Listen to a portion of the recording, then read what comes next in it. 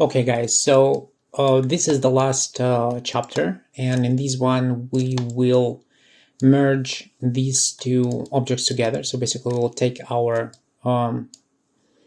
logotype and marry it and place it on this curved surface. Now, back in the day, we didn't have this kind of cool feature. We have a kind of like the cheaper version of it, but it never works. But since 2024, we have this new feature called the feature modifier, or the tool, if you will, which actually do exactly that. And even though that it's not ironed out, it's pretty new, and it already has an update. So it was introduced in 0.0, and now in the 0.1 they updated it. They bring a little bit more features here. It's still buggy. It's not always works. Some of the features works really strangely. Some of them just completely broken, like keep continuity, for example.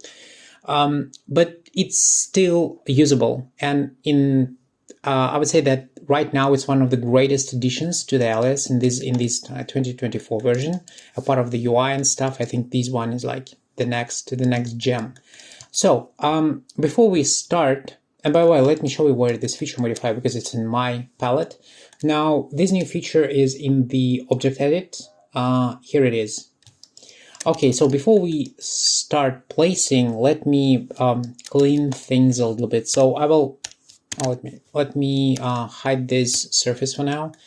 And what I will do is I will select all of these surfaces, only surfaces, not the these big surfaces, not the fillets, and just delete them.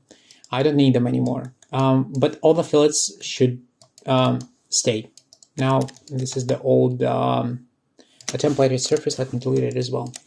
Okay, so I get I think I get everything. Yeah. All right, now let me open up the feature modifier tool. And the way it works is pretty simple. First, you box select your model, which you want to place, only the model. Click accept, or like add source reference, or hit spacebar. Then you will click on the reference plane from what is the plane as a reference? The flat plane. So click on this flat plane. Now be sure it should be flat, and this logotype should lay down on it, so it should be spot on. So click on this one, hit spacebar. Don't forget to click on the spacebar, and then I will need to click on the target surface, which is this one.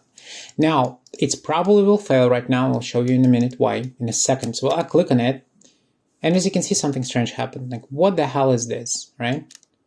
Now that's not good.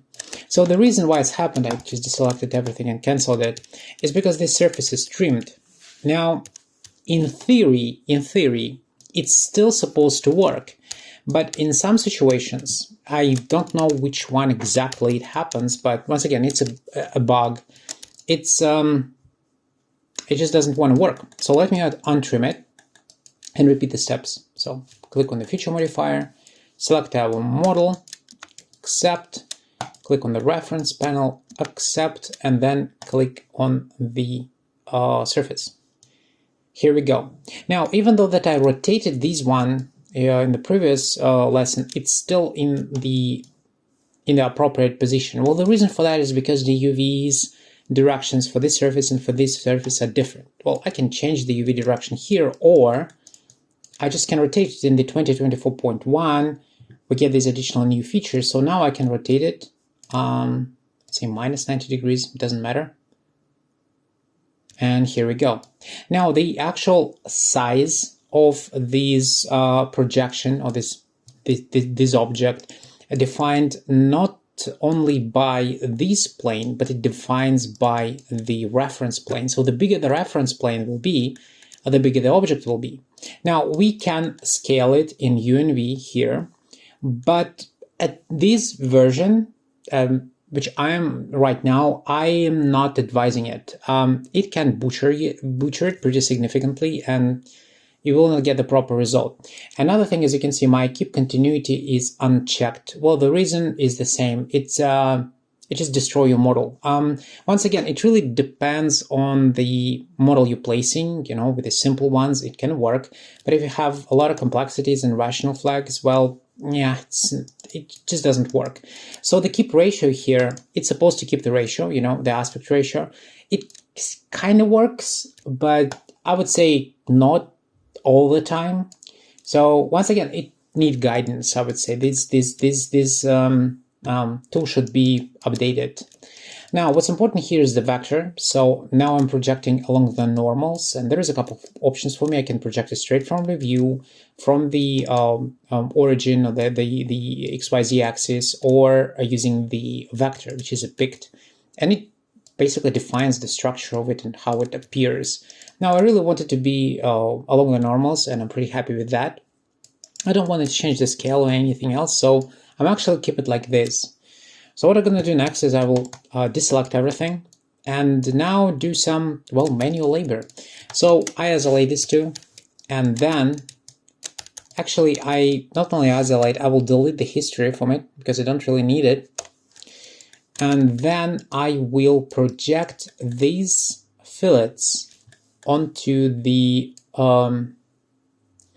surface. By the way, I forgot to mention one thing. Here there is an option called minimum degrees. So this is the minimum degrees for the surfaces. Not all of my surfaces originally are 3 degrees, or it says 6 degrees, sorry, and I guess you remember that. But I still boosted up to 6. Well, first of all, it curved, and I really want to preserve the continuity as much as the tool can. Now, in the original description from the Alias developers for this tool, they mentioned that the quality of continuity is actually driven much more by the amount of degrees rather than these keep continuity option. And looks like that's true. The only thing I'm not really, I don't want to boost it up like to extreme, like to 9 degrees, because it still may lack continuity, but when I will try to change this, I will just do a lot of dimples and wobbles in my model. Because, you know, when you have a lot of RCVs, it means a lot of CVs are kind of free. I'll put it in quotes. And you need to move them in tandem with the linear ratio and stuff, which is a huge pain. So 6 will supposed to be enough. Kind of a sweet spot from my experience. Okay, now let me project all of this. So I'll click on project. I'm projecting with the curve data factor 2 as well. And let me actually make it like this. I think it will be easier. So project, and let me project all these edges. So as I said, some manual labor, but we already did a lot of manual labor, so you know, this is the almost the final one, so we're almost done. Just a little bit.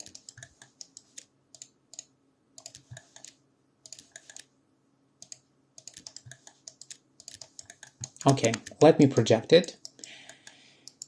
Now the inner parts, remember that I deleted the surfaces and left only with the fillets, so I need to project them on the surface as well.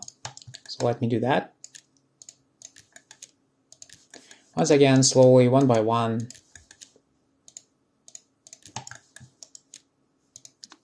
Okay, let's do this one.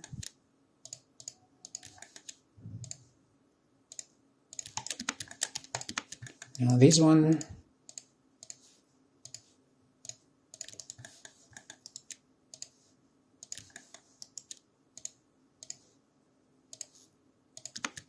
Okay, now this one.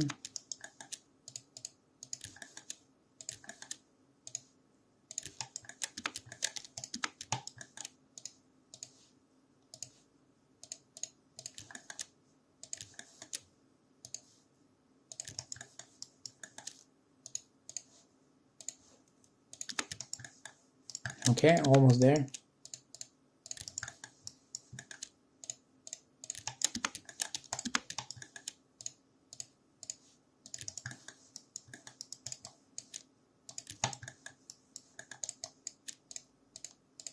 Okay, now let me trim it. So these portions I will keep and trim. Okay, so it trimmed. Let me check the continuity on the edge, then that is curvature.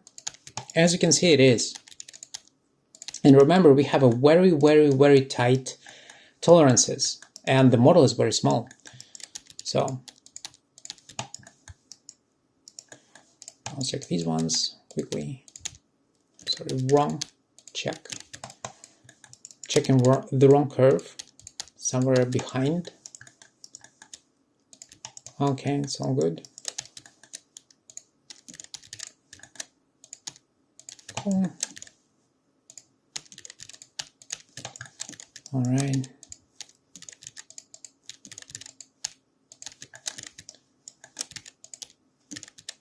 Come on.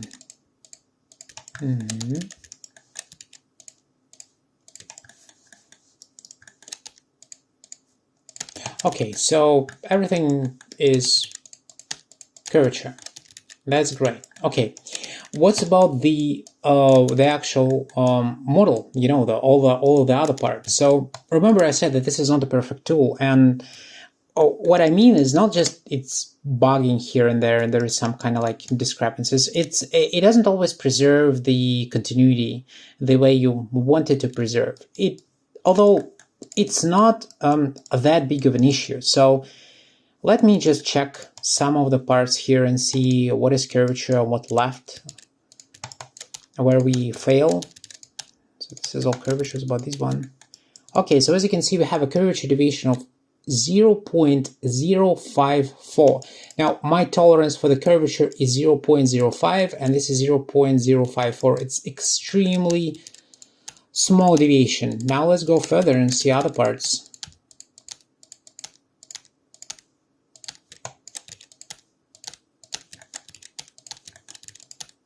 Okay, well, this one is symmetrical, but as you can see, the curve is different, so every single one of them will be unique in a way, or at least this part in comparison to this one.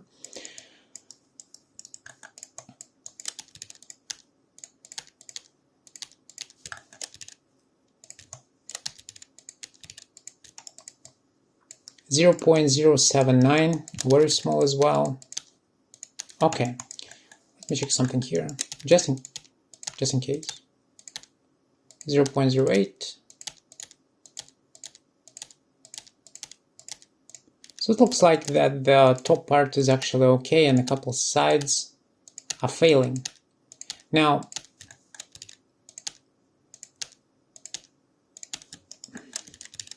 okay, let's check something else with this one. Yeah, okay.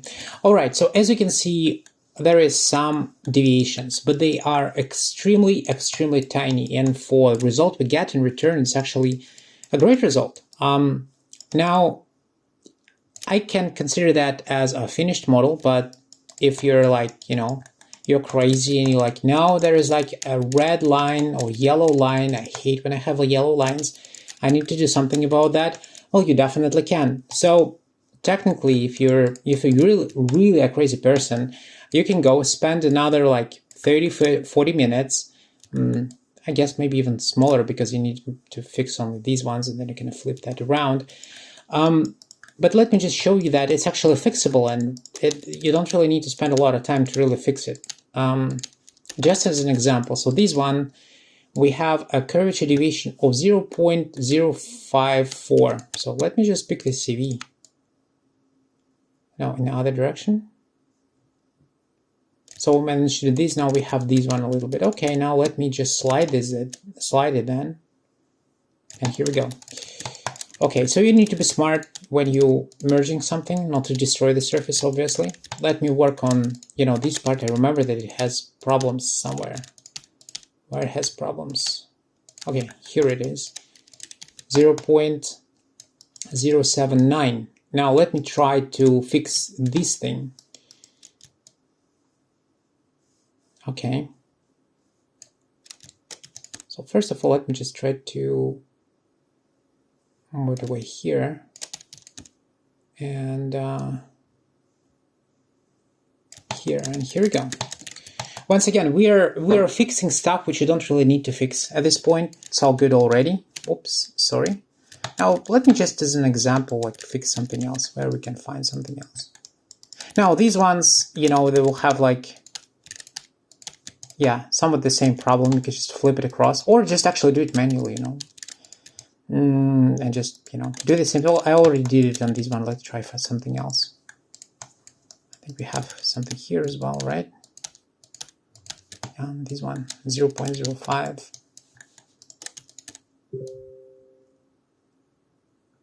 Here we go. Well, I guess you understand that I don't really want to spend your like, you know, 20-30 minutes to like do everything and checking everything again. For the tolerance we have, it's actually a good result, and yeah, it's a good model. No, it's obviously you can stitch it and tessellate it, and it's actually good to go. Now let me unhide it. Let me hide the let me go to the bolt, this one. Let me pick this and assign it here and hide the logotype. Something like that. All right. Okay. Okay, guys, so that's it. You finished the tutorial and this model, and I hope you learned something new along the way, and yeah, see you in the next one.